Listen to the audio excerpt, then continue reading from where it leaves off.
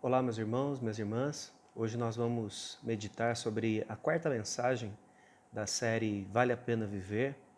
E nós já falamos aqui sobre situações, E sobre tempos da nossa vida que podem trazer tristeza, angústia, de certa forma uma fase sombria sobre a nossa vida e que nos leva a entrar em desespero, a perder a esperança. E nós nos propomos a pensar sobre esses temas, porque no mês de setembro acontece a campanha, como você sabe, do Setembro Amarelo, onde é falado a respeito do suicídio. E como na igreja, historicamente, a questão do suicídio sempre foi um tabu, sempre foi uma questão difícil de ser lidada, nós nos propomos aqui a falar sobre alguns temas que que levam, na verdade, algumas pessoas a pensar sobre isso. Então, nós falamos na primeira mensagem sobre o nosso passado e como a vergonha daquilo que aconteceu conosco ou daquilo que nós fizemos pode nos levar a esse desespero. Depois nós falamos sobre a dificuldade que nós temos de lidar com o nosso presente, e isso acontece muitas vezes porque nós estamos estressados, nós estamos atarefados, ou então nós estamos sofrendo com aquilo que é chamado de tédio, E especialmente na pandemia, essa questão do tédio, ela se materializou de uma forma muito grande na vida de muitas pessoas. Então, a parada, abrupta que houve, você está lá fazendo suas coisas, cheio de reuniões e uma série de coisas, e de repente você para, você tem que ficar em casa, e tudo isso traz consequências, Nós não estamos mais adaptados ou preparados, eu diria, a ter um tempo de descanso, de refrigério, um tempo de reconectar a nossa vida com Deus. Então a gente vive o tempo todo olhando no celular, saindo de um compromisso para outro, arrumando coisas para fazer, E o estresse, então, ele acaba nos prejudicando muito em lidar com o nosso dia a dia. Nós falamos também sobre o mal-estar que existe em pensar no nosso futuro e sobre as nossas preocupações. Mais uma vez, a pandemia é ensejo para uma série de preocupações, de aflições, de lutas, de ansiedades com o nosso futuro, sobre o nosso trabalho, sobre a nossa família, sobre como nós vamos lidar com todas essas coisas, passar por todas essas coisas e ainda assim estar bem, Viver bem. Nós hoje vamos falar sobre a eternidade.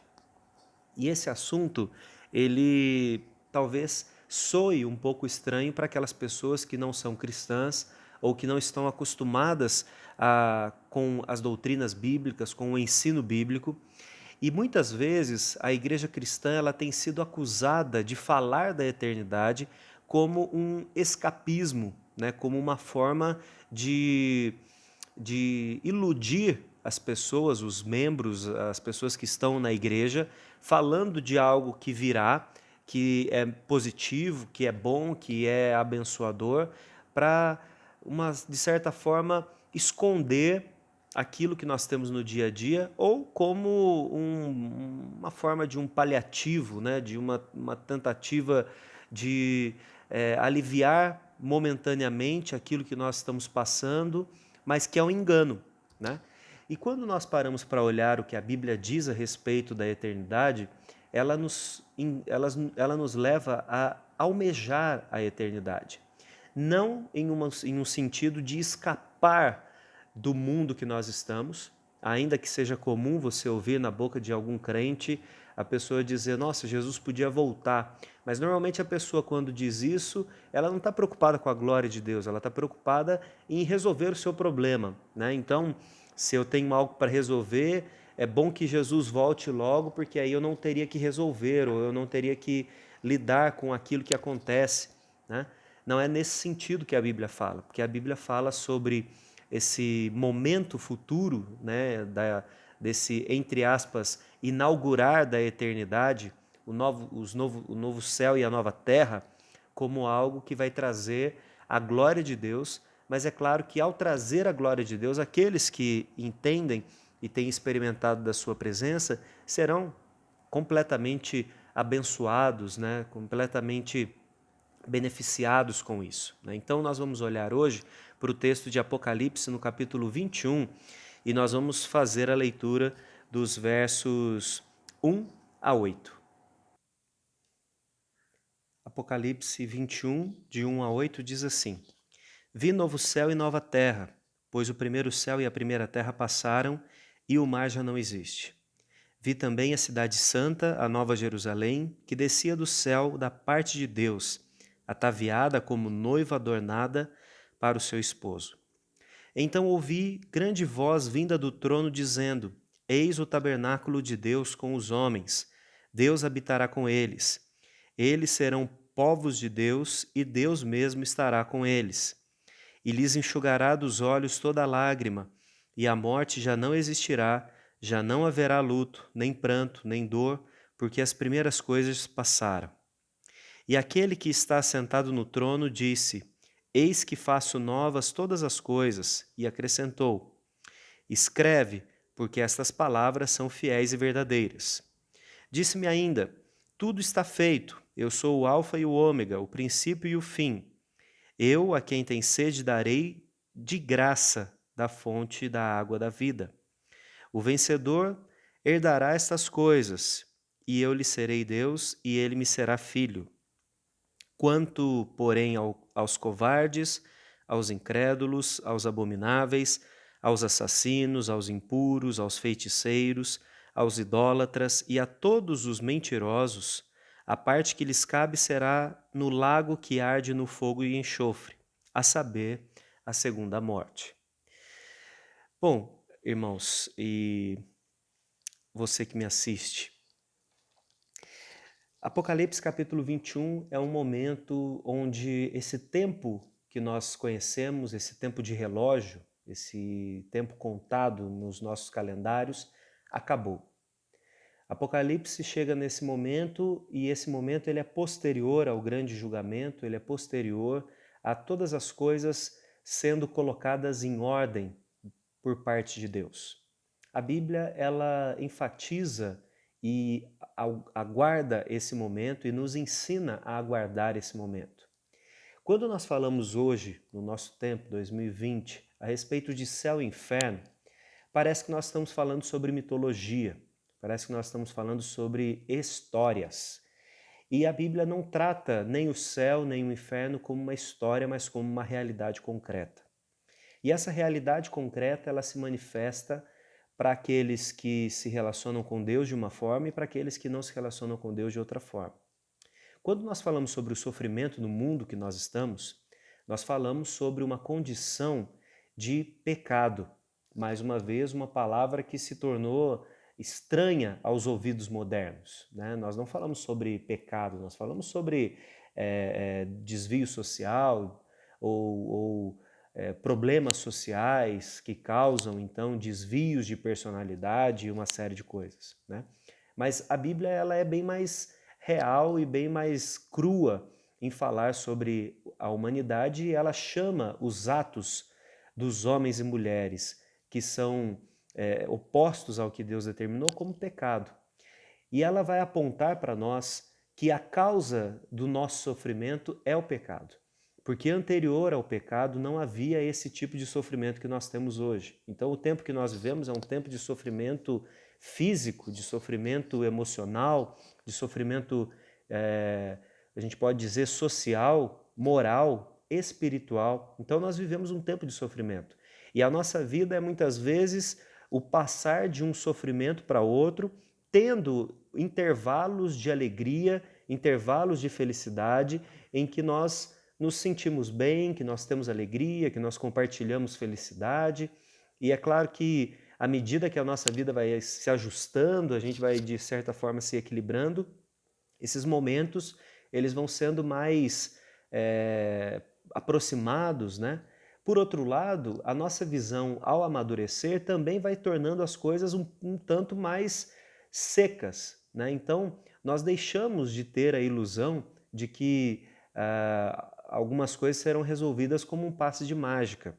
E nós começamos a entender que muito do nosso sofrimento é causado pelas nossas próprias mãos, isso é por causa do nosso pecado.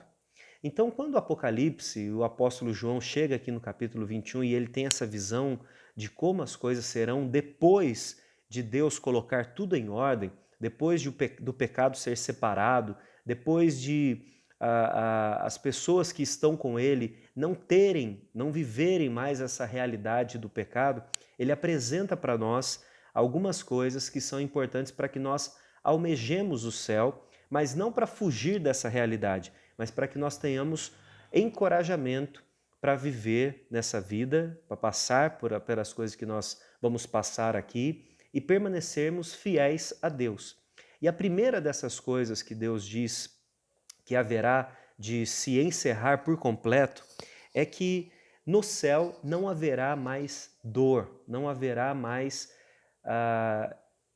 seja a dor que for. Se você observar, o texto ele começa dizendo que João diz, eu vi novo céu e nova terra, e as coisas da primeira terra já passaram e o mar já não existe. E aí ele começa falando depois que ele vê a cidade santa descendo do céu e ouve uma voz aonde, versículo 3 diz que Deus vive junto, né, com o seu povo. Mas eu queria destacar a parte final do versículo 1, onde diz, o mar já não existe. E é claro que muitas vezes a gente lê esse texto e fala que o mar não existe, então nós já consideramos logo que nessa nova terra, que na verdade não é uma destruição da que nós estamos e uma construção de outra, mas a gente poderia dizer, e essa palavra a gente não gosta muito, mas a gente poderia falar que Deus reciclou o céu que nós temos e a terra que nós temos, né? Deus não jogou fora aquilo que ele havia dito que era bom. O que ele fez foi renovar e retirar aquilo que era de mal que estava nessa terra e nesse céu. Então, se você tem aquela expectativa de viver na nuvem, né, como um coral de anjos aí que a gente tem na ideia, né, de roupinha branca, é bem provável, pelo que a Escritura diz, que não vai ser assim que a gente vai viver, né? Parece que da mesma forma que Paulo fala sobre o nosso corpo após a ressurreição, e é um corpo renovado, santo, diferente daquele que nós temos, mas ainda assim com alguma relação com esse aqui que nós temos, o novo céu e a nova terra também parecem ser assim. Então, quando fala aqui que não haverá o mar, necessariamente João não está falando que não vai ter água na terra. O que João está trazendo aqui é que naquele tempo antigo o mar simbolizava um local de grande perigo, né? de algo que era indomável, né? Então, dentro dessa perspectiva do mar, esse local de perigo, muitas vidas se perderam.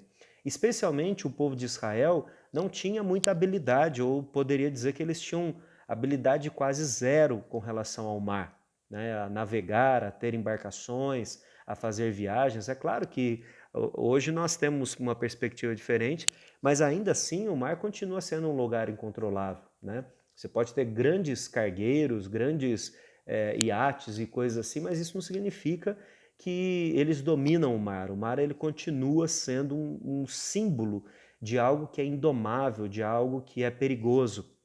E é nesse sentido que João traz que esse mar não vai existir mais, ou seja, não haverá mais essa perspectiva de perigo, essa perspectiva de algo que é indomável, de algo que traz riscos, né? De certa forma, agitação, né? para o mundo. Isso aí foi encerrado, isso foi resolvido, né? E no Apocalipse, depois você pode fazer essa leitura, fazendo essa anotação, o mar no Apocalipse ele sempre apresenta como trazendo algo de ruim, né? A besta sai do mar e alguma coisa nesse sentido. Então nós vemos que dentro dessa figura apocalíptica, o mar ele traz alguma coisa que é ruim, e nesse novo céu não tem o mar, não no sentido que não haverá água, mas no sentido de que essas coisas foram domadas.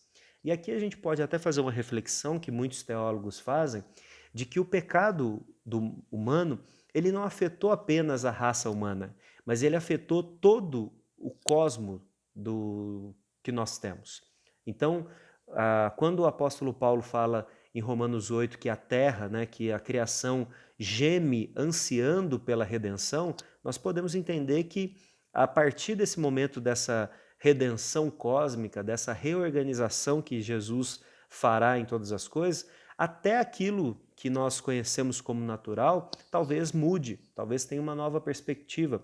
E certamente aqui o que João está dizendo é que essa figura do perigo, do inesperado, daquilo que é indomável, essa figura já não existe. E eu disse que a primeira coisa que João está trazendo para nós com relação à eternidade é que não haverá dor e não haverá sofrimento, né, nesse novo céu e nessa nova terra. Depois, no capítulo 4, no versículo 4, ele fala que a morte já não existirá. E a morte ela é sempre um símbolo de dor e de sofrimento para nós. Então no céu não haverá quem morra, não haverá cortejo fúnebre, não haverá funeral, nós não teremos cemitério lá, porque a morte ela é própria desse tempo que nós temos do pecado. E o pecado ele simboliza dois tipos de morte, uma morte espiritual e uma morte física. E essa morte física ela traz muita dor para nós, ainda que tenha culturas que tratem a morte de uma forma diferente, mas ainda assim a ausência daquela pessoa querida, ou hoje a gente tem visto até pessoas com sofrimento real, né? Não é ilusão, não é, me permito usar a expressão aqui, não é frescura, pessoas sofrendo por perder o seu animal de estimação, e a gente tem visto isso acontecer, né? É claro que a gente pode discutir muito a respeito do porquê que isso acontece, mas é real esse sofrimento e ele tem que ser considerado, né? O que eu quero dizer é que a partir do texto que nós lemos aqui no versículo 4, a ausência da morte, o livrar da morte, né? E a Bíblia diz que esse é o último inimigo a ser vencido. Quando não existir mais morte, então nós não teremos esse tipo de sofrimento. E a morte espiritual também não vai acontecer mais, porque aqueles que são salvos já estão salvos e aqueles que foram condenados estão condenados. Então não há mais essa angústia espiritual que nós temos, ainda que ela seja desprezada no mundo moderno, mas nós temos uma angústia espiritual porque o livro de Eclesiastes diz que Deus colocou a eternidade no coração do homem. Isso significa que todos nós ansiamos por algo além desta vida. E nesse sentido, eu penso que o texto ele traz outros elementos, eu vou falar um pouquinho mais disso daqui a pouco, mas no versículo 8 nós vemos classes de pessoas que estão lidando com pecados, né? E essas pessoas elas foram condenadas. A gente pode entender que a morte espiritual nos conduz a esse tipo de pecado como uma tentativa de resolver ou de aplacar a ansiedade, a dor que nós temos no nosso coração. Então, como nós temos algo que não é preenchido, algo que não é satisfeito em nós, nós recorremos ao pecado como uma tentativa, como uma forma de aliviar o nosso coração. Então, se você, espero que não, mas se um dia você já fez abuso, né, de bebida alcoólica, você sabe que naquele momento em que você passou, né, com esse efeito da bebida, e não precisa nem você ter feito isso, mas você já provavelmente viu isso acontecer, aquela pessoa ela parece estar anestesiada. Então o sofrimento que ela tinha é temporariamente retirado.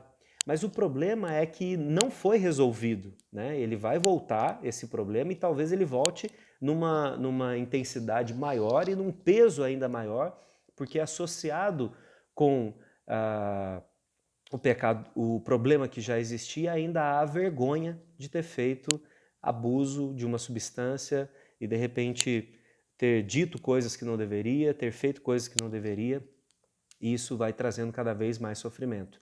Então, quando a Bíblia nos diz aqui que no céu não há sofrimento, ela vai elencando situações, coisas que podem causar sofrimento para nós e que lá não existirão. Então o mar é esse risco de coisas inesperadas.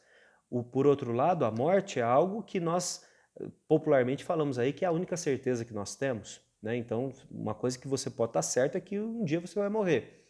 Então essa condição de sofrimento da morte, seja ela física ou espiritual, ela também não vai existir, né?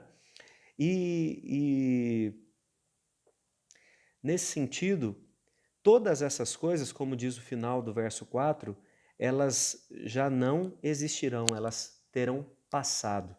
E o que eu acho bonito nesse texto é o início do verso 4, onde diz: "E ele lhes enxugará dos olhos toda lágrima".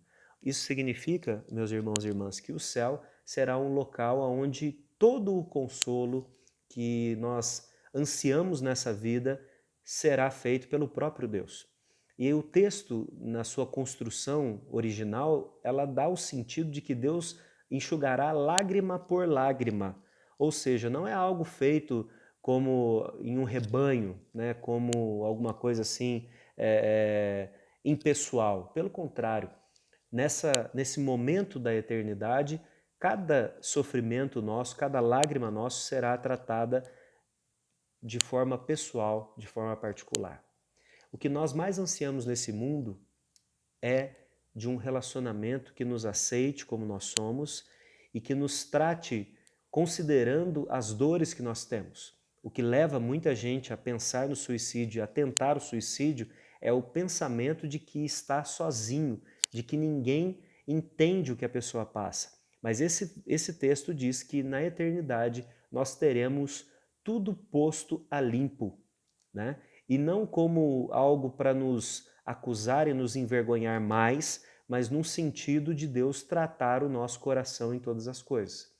Isso significa que nós não ficaremos com assuntos pendentes, que nós não teremos questões em aberto, né? E aí você diz, mas como que isso vai acontecer? Eu penso, irmãos, que só por estar na presença de Deus, muitas coisas serão resolvidas. Mas o texto nos dá a liberdade para entender que Deus nos tratará de uma forma tão especial que, como diz o verso 7, ele diz assim, no verso 7, o vencedor herdará essas coisas, eu lhe serei Deus e ele me será filho. Ou seja, nós não vamos ser tratados como uma grande massa, né? Aqueles que estão com Cristo aqui, que certamente estarão no céu, serão tratados de uma forma muito familiar, né? De uma forma muito cuidadosa. Então, a primeira coisa que eu tenho a dizer para você que assiste essa mensagem é que ao almejar a eternidade, nós não estamos escapando daqui, mas nós estamos cientes de que muitas das dores que nós temos nessa vida, elas só serão exatamente exterminadas e tiradas do nosso coração na eternidade. Porque enquanto nós vivemos nesse mundo, nós continuamos pecadores e continuamos vivendo com pessoas que estão e que são pecadoras. Então não é possível viver nesse mundo, ainda que Deus nos dê muitos momentos de alívio para o nosso coração, não é possível viver nesse mundo sem nenhum problema, sem nada que nos tire do sério, sem nada que nos cause sofrimento. A grande questão é que se você estiver caminhando com Deus, e eu gostaria que você pensasse que você precisa renovar ou a palavra talvez seria renovar ou reavaliar o seu relacionamento com Deus, quando nós caminhamos com Ele, nessa condição, nós temos uma perspectiva de alívio neste momento que nós vivemos e uma certeza de que todas essas coisas serão resolvidas em definitivo no futuro. Uma segunda coisa que nós precisamos pensar, que o céu nos trará e o que nos deve fazer almejar esse céu, é que nele nós teremos um relacionamento pleno com Deus. E se você observar, principalmente aqui no versículo 3, o texto diz: Então ouvi grande voz vinda do trono dizendo: Eis o tabernáculo de Deus com os homens. Deus habitará com eles, eles serão o povo de Deus e Deus mesmo estará com eles. Esse é um verso que demonstra com muita clareza que o céu, ele é o céu não porque nós teremos lá ruas de ouro, ou seja lá o que for, mas porque o próprio Deus estará lá e essa conexão que ela é difícil, às vezes, da gente identificar e descrever no nosso dia a dia, dessa conexão que nós temos com Deus, lá ela será visível, lá ela será concreta, no sentido de que todo o tempo, Deus está aqui em todo o tempo, mas lá nós teremos isso de uma forma completamente maior, mais perceptível, mais visível, mais abençoadora, né? Então, quando nós falamos sobre esse momento de estar relacionados com Deus aqui, nós também podemos olhar para aquilo que é dito no verso 5, e ele diz assim: E aquele que está assentado no trono disse: Eis que faço novas todas as coisas, e acrescentou: Escreve, porque essas palavras são fiéis e verdadeiras. Disse-me ainda: Tudo está feito, eu sou o Alfa e o Ômega, o princípio e o fim. Eu a quem tem sede darei de graça da fonte da água da vida.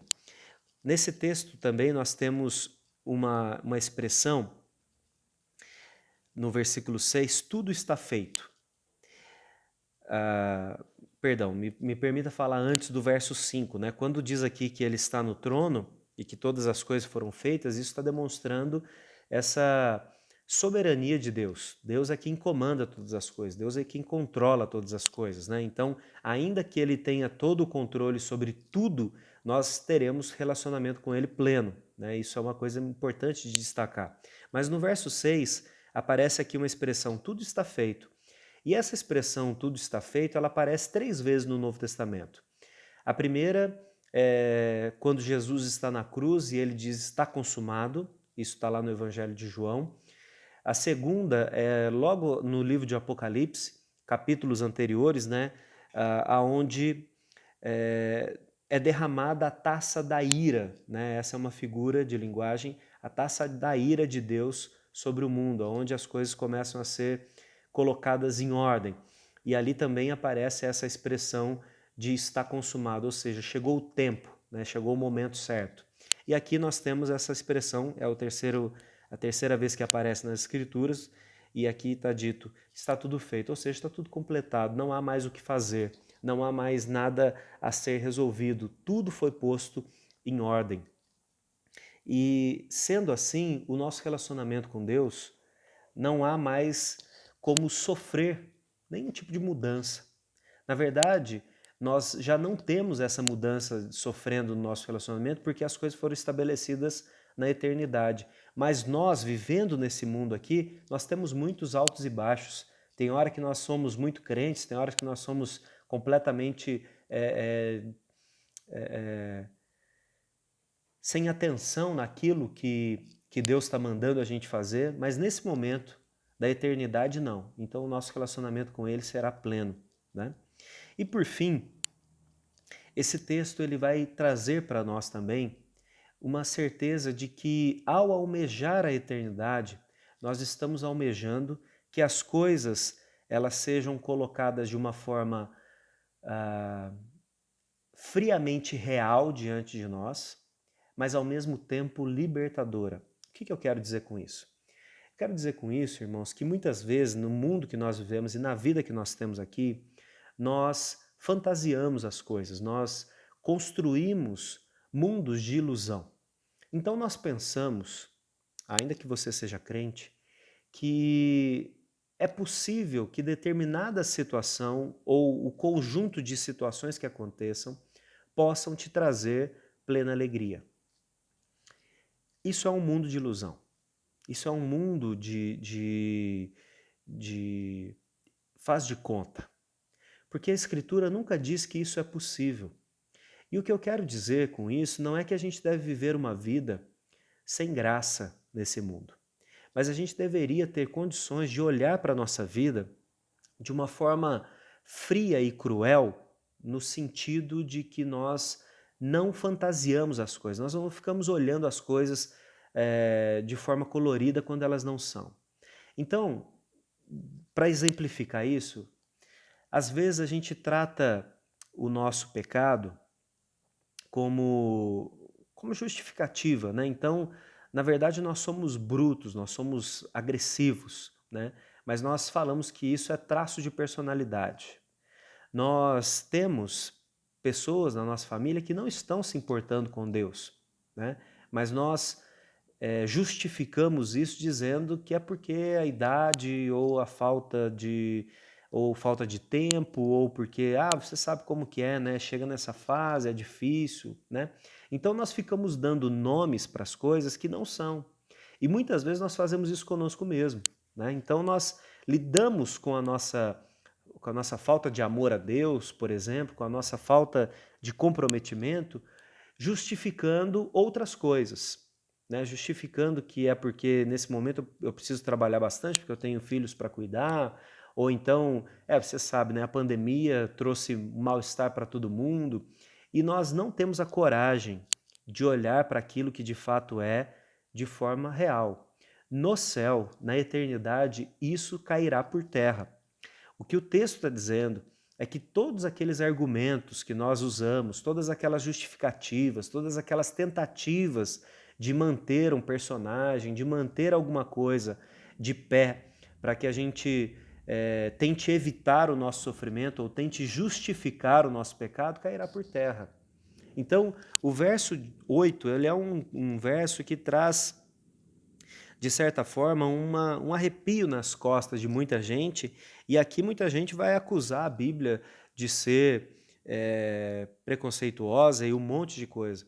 Mas o que o texto está dizendo é que existem pessoas que, aqui na primeira parte, né, os covardes e os incrédulos, são pessoas que estão construindo desculpas para não se firmar com Deus, né? O covarde não é necessariamente aqui aquele que tem medo das coisas, mas é aquele que se desvia, aquele que se esquiva de um compromisso com Deus, de um compromisso que traga firmeza no seu testemunho com Deus.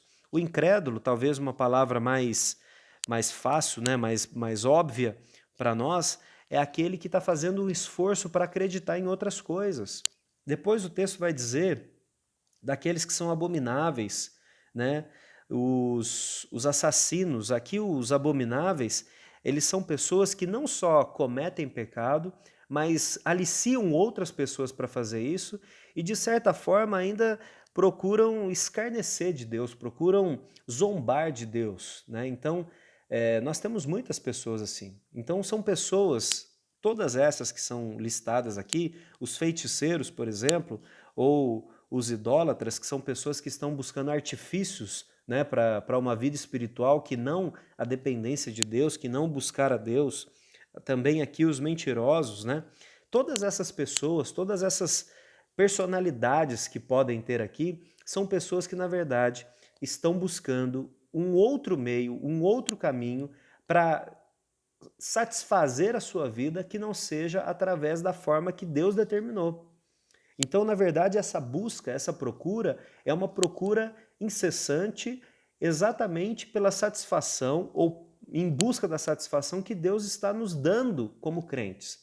Mas para que a gente tenha dessa água da vida que é recebida graciosamente, nós precisamos ter uma consciência de arrependimento, de pecado, de dependência de Deus, de busca de Deus, de compromisso com Deus. Como diz o verso 7, o vencedor herdará. Aqui o vencedor não é a pessoa que fez mais coisas, mas é aquele que foi perseverante, aquele que permaneceu na fé, né? Então, o que o texto está dizendo, e é isso que eu quero dizer com uma realidade assim bem seca, diante de Deus e diante da eternidade, as nossas desculpas caem por terra. E muitas vezes nós sofremos nesse mundo porque nós não queremos abrir mão das histórias que nós inventamos, das daquilo que nós vivemos e da forma que nós justificamos para as outras pessoas, né? Então, eu não estou dizendo que, por exemplo, você ter passado por lutas no seu passado e isso causar vergonha, como nós falamos lá atrás, não te traga sofrimento hoje. Mas quando você assume esse passado e você diz assim, bom, então já que isso aconteceu comigo, agora me justifico, né, de ser agressivo com as pessoas, de não confiar nas pessoas, de ser bruto. É isso que o texto está dizendo, que a eternidade acaba. Essa possibilidade da gente viver desse jeito acaba porque diante de Deus, diante da majestade de Deus, tudo isso fica por terra e o que sobra é nós sermos sinceros, honestos, em arrependimento e humildade para que Ele nos trate. E há uma promessa com relação a isso, né? E é por isso que eu quero dizer, por isso que eu estou falando a respeito de sermos radicalmente honestos, porque o texto diz lá no início que nesse novo céu e nessa nova terra No verso 2 diz: Vi também a cidade santa, a nova Jerusalém, que descia do céu, da parte de Deus, ataviada como noiva, adornada para o seu esposo. Quem é essa cidade ou quem é essa noiva? A resposta a essa pergunta é que é o povo de Deus. E as características que esse povo tem, ou que aqui como ilustrado nessa cidade tem, é que ela é santa. E para sermos santos, irmãos, e santo no sentido de separado para uma missão, é necessário que a gente reconheça que alguém está nos enviando, que alguém está nos preparando, que alguém está tirando a impiedade de nós, que alguém está tirando as desculpas que nós temos, que alguém está nos limpando de todas as coisas que nos fazem viver um personagem. O texto também diz que essa noiva, né, essa cidade que desce, ela está preparada para aquele momento. Quem nos prepara para estar com Deus, quem nos prepara para sermos essa noiva, né, nesse sentido, dessa festa que vai acontecer, é o próprio Deus, né? E o texto também diz que ela é nova, ou seja, ela tem uma relação com o que é o passado, mas ela está completamente restaurada, completamente renovada. Isso significa que quando nós lidamos com as nossas questões de frente, é claro que muitas vezes a gente vai precisar de ajuda para fazer isso. Nós temos a possibilidade de já experimentar nessa terra dessa ação restauradora de Deus que será completada no futuro. O que esse texto me leva a pensar, irmãos, é que nós não precisamos fugir da realidade no mundo que nós estamos, mas quanto mais nós reconhecermos aquilo que de fato está acontecendo, né? Que o sofrimento que nós temos, ele não é um sofrimento causado por 2, 3 pessoas, por um governo ruim, por uma situação econômica, mas ele é causado por causa do pecado. Quando nós reconhecemos que muito do que nos faz sofrer nesse mundo é a falta de um relacionamento real e concreto com Deus. Quando nós reconhecemos que muitas vezes o nosso sofrimento ele é causado pelas histórias que nós inventamos ou que nós alimentamos no nosso coração e que a maneira de resolver essas histórias é assumindo a história de Deus para nós, nós podemos então ter uma perspectiva diferente. Nunca a Bíblia trata do céu ou do inferno como uma realidade ou como uma condição para que a gente fuja do dia a dia.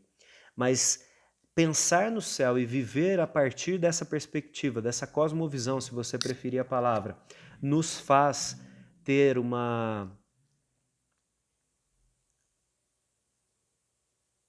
fundamento, nos faz ter uma vontade, nos faz ter uma perspectiva de vida nessa terra muito diferente, né? E eu gosto de uma frase que acaba sendo atribuída a C.S. Lewis, mas não tenho certeza que diz que os homens, pensando em homens e mulheres, que foram mais comprometidos com o amor às pessoas nessa vida, foram aqueles que tiveram o seu pensamento mais ligado ao céu. O que isso significa? Que quando nós falamos, e como igreja nós estamos falando sobre almejar o céu, nós não estamos falando para haver um escapismo dessa realidade. Nós estamos falando que nós iremos em direção às pessoas que sofrem exatamente porque nós sabemos que nessa vida nada poderá resolver completamente o sofrimento delas. Mas nós sabemos um caminho para uma restauração, para uma resolução completa das suas vidas. E essa resolução completa está no céu, está na eternidade. E essa eternidade passada ao lado do Rei dos Reis. Então que você e eu possamos ser homens e mulheres que olham para as pessoas que estão sofrendo aqui com essa perspectiva de trazer um consolo real, aonde Deus enxugará do olho toda lágrima. Mas nesse momento presente nós vamos ajudar a enxugar as lágrimas daqueles que sofrem.